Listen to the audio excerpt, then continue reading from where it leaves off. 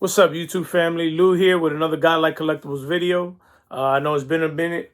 Um, I've been taking a little break. Um, we started the year at my church with a 21-day fast, and I started to get involved in wanting to fast buying even baseball cards. You know what I mean, for 21 days. Um, so it's been a challenge, but it's been cool, man. You know what I mean, that connection with God and getting my spiritual life in order. But my last video, I ended up showing some Don Mattingly cards that I received from a fellow YouTuber, my man Mike from Hitman 23, and he was, on the comments section, there was somebody that, because I said in the video that to me, Don Mattingly was the best first baseman from the 1980s. I didn't say he was the best first baseman of all time. I didn't say he had the best career as a first baseman, but I did say that he was the best first baseman in the 80s, in my opinion. And somebody had commented, one of my viewers, he commented, that Don Mattingly was great, but he thinks that Eddie Murray was better than him in the 80s. So I said, you know what? I know Eddie Murray's a Hall of Famer. I know he's got over 500 home runs. I know he switch hitting, this and the other. I said, you know what? Let me look into it more deeply before I start talking. I wanted to make sure I do my research. But as a big Don Mattingly fan, I kind of knew that Mattingly had better numbers than him in the 80s, especially going from 84 to 89. Because even though Mattingly did come into the league in 82, he only played 9 games in that first season. And in 83, I believe he played 90. And he wasn't really established as the everyday first baseman either. So I decided to go from 84 to 89 and do a comparison from those 6 years in the 80s, and from Eddie Murray and from Don Mattingly, to see what numbers I came up with. And something that I did find very interesting on the defensive end of it, from 85 to 89, Don Mattingly won 5 consecutive Gold Gloves.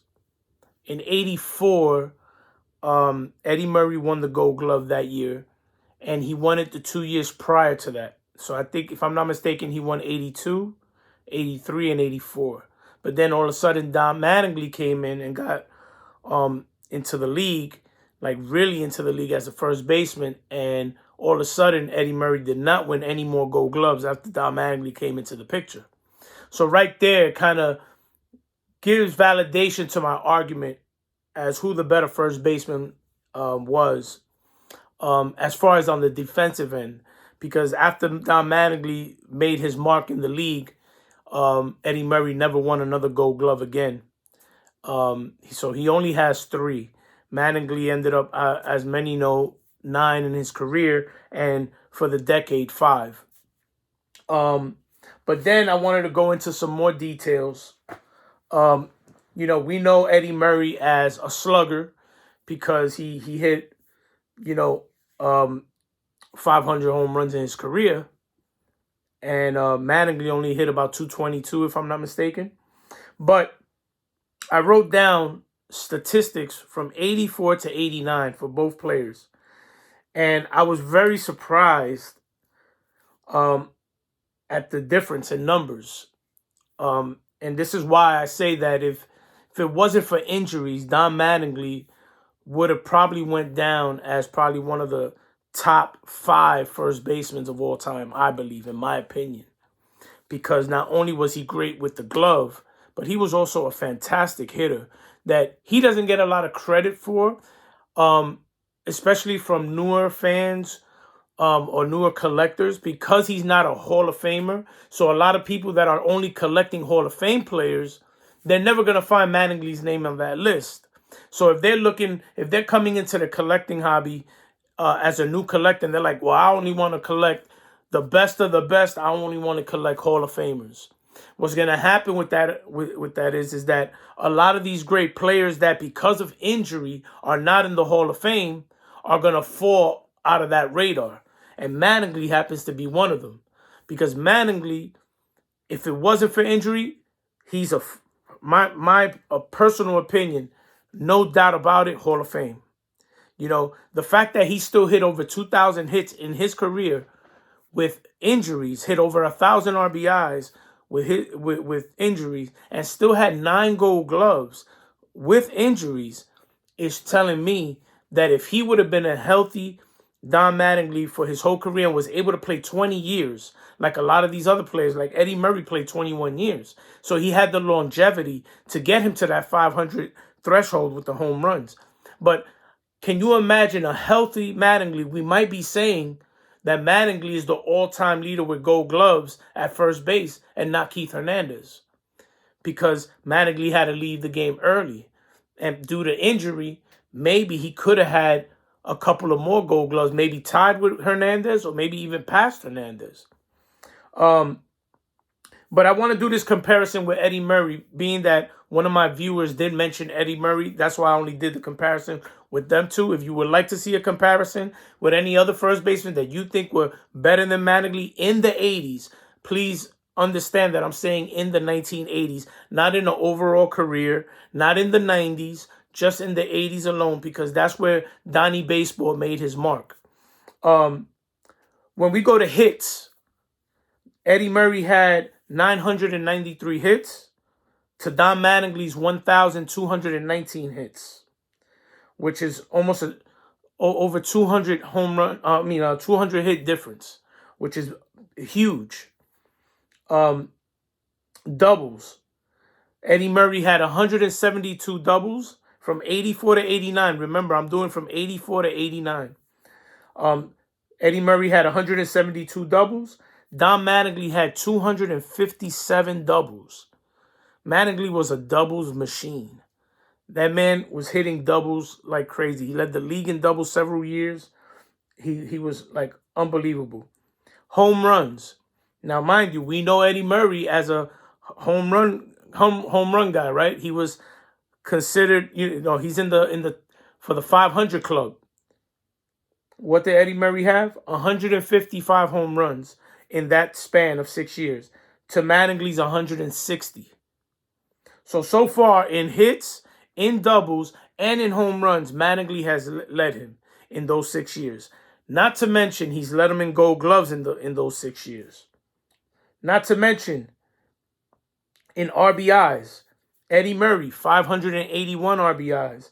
Don Mattingly, 684. Okay, so over 100 more RBIs for Mattingly. Now, this is where Eddie Murray beats Mattingly at, in walks. Eddie Murray had 504 walks to Don Mattingly's 293 walks.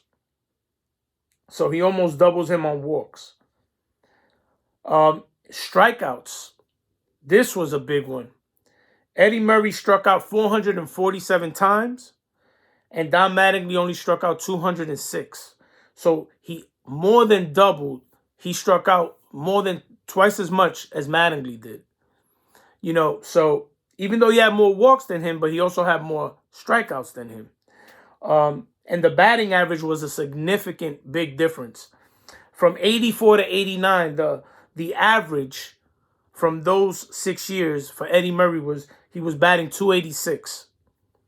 And for Don Mattingly, 326. So we're looking at a 40-point difference in batting average. And then in runs, Eddie Murray had 499 and Don Mattingly had 581. So not only was he bringing in on an average 100 RBIs a year, but he was also scoring almost 100 runs a year, so he was basically responsible for 200 runs per year for his team, which is pretty incredible.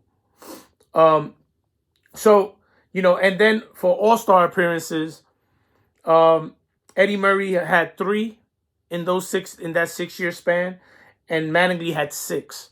So it leads me to believe that because of Mattingly entering the American League at that time, now all of a sudden Don Mattingly became the main man at first base that fans were voting for, and he was doing more as a first baseman, between Gold Gloves, between batting average. Mattingly won a batting title with from that 6 year span. Eddie Murray did not. Mattingly won an MVP during that time period. Eddie Murray had not. And like I said, the 3 Gold Gloves um, to 5, and if you really think about it, the 3 Gold Gloves came prior to Mattingly. So technically speaking, Eddie Murray had no Gold Gloves while Mattingly was established. Actually, I'm lying. One Gold Glove. So it was basically 5 Gold Gloves to 1 within that 6 year span.